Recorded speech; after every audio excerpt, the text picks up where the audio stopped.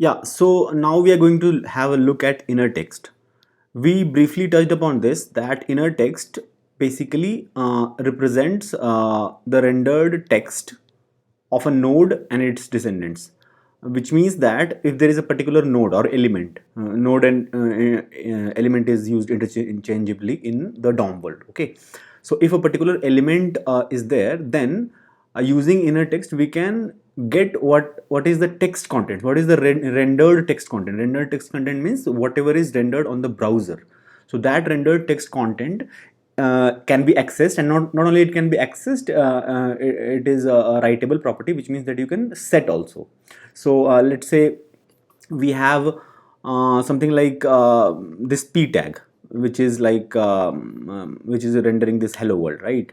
Now in this p tag we can see this hello world, right? So we can get this hello world programmatically from our using our DOM interactions from JavaScript, using something like this. So firstly we have to target this p element, right? So for that we can have a ID also, or we know that only one p element is there, right? So why to do that? Just get the element using our document.query selector, and we know that simply query selector will work, because that is the first element which is there. Okay, so if we have this, then we will get that p element, right? Now that p element has a property called inner text. Now if you print this, then you will see that you are getting hello world, right? And just to clarify, even if you have any space or something, you are just getting hello world. And how to prove that? So let's just instead of printing like this, let's print a template literal, and let's write a colon before and after. In between you print this inner text, and now you will see that there is no gap, right? Which means that those spaces have not come. And why those spaces have not come? Because those spaces are not even rendered. You see, those spaces are not rendered because JavaScript will sorry, HTML will ignore all these things. So this white space and this after this white space, or even if you put space, those things are ignored. But if you put some space in between, then they will be retained, but they will be retained in terms of HTML, in terms of HTML content, but still rendering, you understand? So let's say if you don't put any space, then you see that there is no space here, there is no space here. If you put let's say 3-4 spaces, then you will see that whatever the spaces is coming here is only one, right? So you see that whatever number of spaces is there here, still one is coming. Why? Because actually one space is rendered, and whatever is rendered, that is only coming here, right? Now you know that if you actually want more than one spaces, then you have to use non-breakable space. So ampersand NBSP and semicolon. If you use this multiple times, then whatever multiple times you use, that many spaces will come, right? But you see that still the the value which has come here is like space only. Why? Because again, this thing inner text does not bother about what is your code, what you have written, right? It just bothers about what is rendered in the browser. In the browser it is rendered something like 3 spaces, then or 4 spaces, then it will bother about showing you that only, exactly the text which is rendered. And again, it applies to something like this also. So let's say you have some span, and inside that span this thing is there, then also you'll see that you will get only whatever is rendered, right? It does not give you that span element or something. Not only that, if you let's say put this in some another span, and you put some style here, all these things, let's say color, let's say is blue, all these things will not matter, because you see that the rendered styling is fine, it is colorful, and even if you put bold and all these things, all these things matters to HTML. But actually when it is rendered, then what is the text which is rendered? So as we mentioned, it represents the rendered text content. Okay, so even if it is bold, even if it is colorful, that is fine, but actually the rendered text is hello comma some a few spaces and world, right? That's it, and that is what it is mentioned here. Okay, so that is one thing. Now what you can do is that you can change also this. So you got this inner text, but you can override this. You can override this by so this is what called reading. Now we are writing, so you can override this by, let's say, my app, right? So in this case what you are doing is that you are not only reading, like you could concatenate also, so you could read and then you can join it, something like this, right? So that is also possible, but the whole idea is that whatever you assign, that becomes its new thing. Okay, new thing. And not only it is rendered, now if you obviously get its inner text again, then it will give you my app, whatever is the recently whatever the current value of that thing is there, right?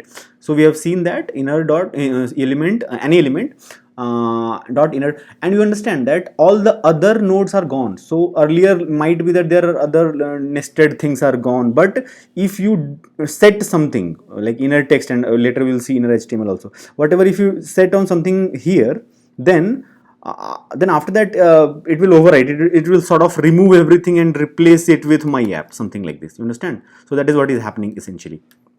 Okay, so that is fine. Now we'll see something called inner HTML. So yeah, so we were seeing that we were seeing that for example some span hello world is there, right?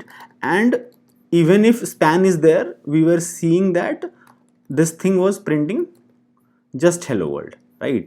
But if you print something like inner HTML, and this HTML is all caps HTML, but inner is small, this attribute will give you HTML rather than simply text, right? So now you see that, yeah, you see that all the spaces, previous spaces, later spaces, in fact everything. So now there is no point of using these, just simply print element dot inner HTML, and that will give you the whole HTML which is there inside this p tag. Whatever this whole thing is there, this whole thing is given to you by this inner HTML, right? And does not matter again how complex it is. So let's say it is something like this, then also it will give you the whole HTML, whatever is there inside. And again, whatever we did earlier, we could do here also. So instead of inner text, let's say inner HTML, we are trying to set. So let's set something, let's say in I tag or em tag also you can use, let's say my app. Now it is a proper HTML, right? It is a proper HTML, and that thing is italicized, and now you see that my value is now italics my app, right? So you can clearly see that like inner text, you can modify here in inner HTML also, and if you whatever you assign, that thing becomes. Now this can be any complicated stuff. So the whole this HTML string can be any complicated thing. Just you have to pay one attention to one thing, that this string which you are like directly rendering inside, just don't put this blindly. Actually there are some security implications, that this text should be only your own text. If let's say you are taking input from some user, so let's say some form is there, right? And in some form some input tag is there, and you are asking from user some HTML here, right? And whatever user is typing, you blindly take that and insert that as HTML. That is actually dangerous, because there are some security implications, where what other user can do, other user can write some malicious HTML which might have some, let's say which might, because this thing, you see that this thing is rendered, which means that this is rendered by browser and now it is available right, like in the browser and like HTML tag. So you understand that here if somebody inserts like say let's say some script tag like this, and your script tag is run, and then that script tag points to some malicious code, then that code will be run and your website can be hacked. So so proper sanitization has to be done of this thing. So either you just it should be completely your own, you exactly know that what are you writing, or whatever, if some other users data you are writing, then you have to sanitize means that you have to clean up that and you have to properly check that that is not malicious, and there are libraries for sanitizing that, but we will not go into that, but just I gave you an overview of that.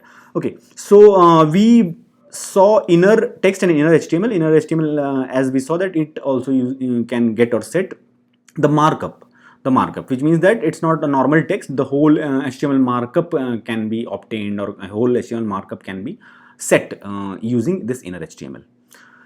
Okay, so that should be all for this video. In the next video, we will start with something called creating elements dynamically. So that will be all for this one.